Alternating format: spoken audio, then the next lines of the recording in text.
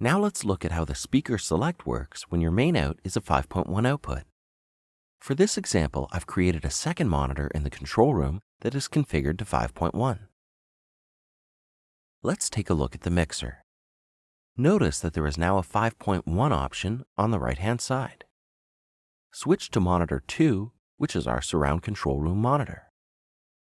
Even with the 5.1 monitor, you can still switch to stereo and mono, and you can click here to configure how the outputs are mixed down.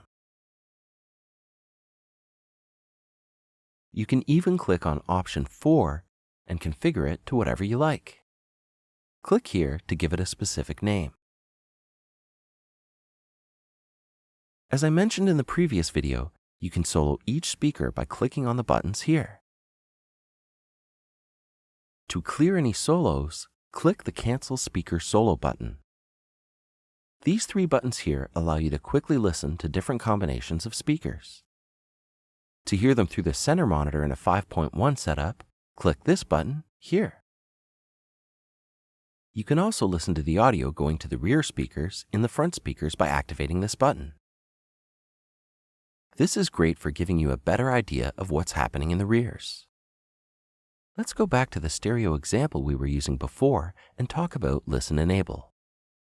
Press F3 to open Cubase's main mixer. Notice that there is a button labeled L on every audio channel. This is the Listen button. Activating this will send that channel's audio to the Listen bus, which can then be accessed using the control room mixer. This is great for listening to an input in relation to a mix, or for just zeroing in on a specific sound in the control room. Let's activate the Listen on the guitar track. Now go back to the control room mixer. Notice that this button is now lit up. This lets us know that there are active listens. Press the Listen Enable button on the control room channel to hear the signal being sent to the Listen bus.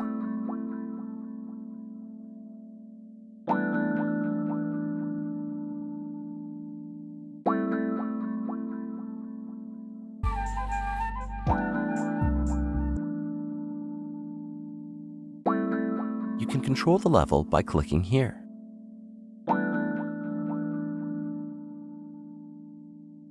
You can also have the option of listening pre-fader or post-fader. Use this button to toggle between the 2 options.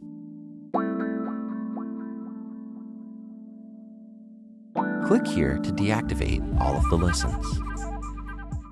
Now let's create some studio monitors for our performers. In order to get signal to the monitors, we need to use Studio Sends.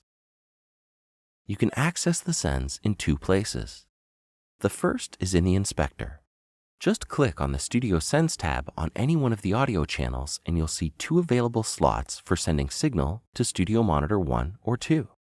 You can also access this in the mixer. Make sure you're viewing the extended mixer, and then click on the star to view the Studio Sends. This is a great view for seeing everything that is being sent to each send. Let's send drums, bass, and guitar to Studio 1. Notice that you can control the send level as well as the pan position. Now send some guitar, flute, and synth to Studio 2. Now close the mixer.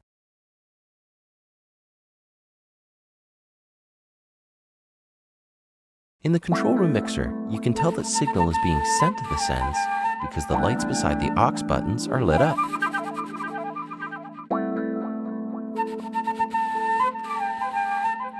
Activate the aux input for Studio 1 and 2.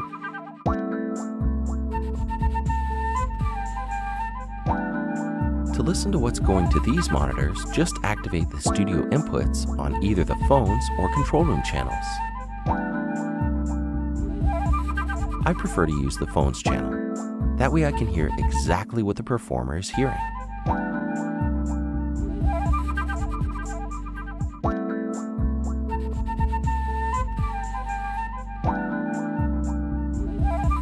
You can see the level coming into the sends on these meters. To view a larger version of this, click on the arrow here and open the extended view. These meters are nice and fat and are simply cooler to look at. You can also add effects to any channel in the control room mixer. Click here to change the extended view to effects. Each channel gets 6 pre-fader insert slots and 2 post-fader slots, except for the external input channel and the monitors. Now you can compress the signal coming from an external input or add reverb to a studio send at a performer's request. You can also add effects to the talkback. Just activate talkback here, and the external input effects become the talkback effects. The control room is a very powerful way to have complete control over all audio signals in your studio without forking out the cash for a big analog console.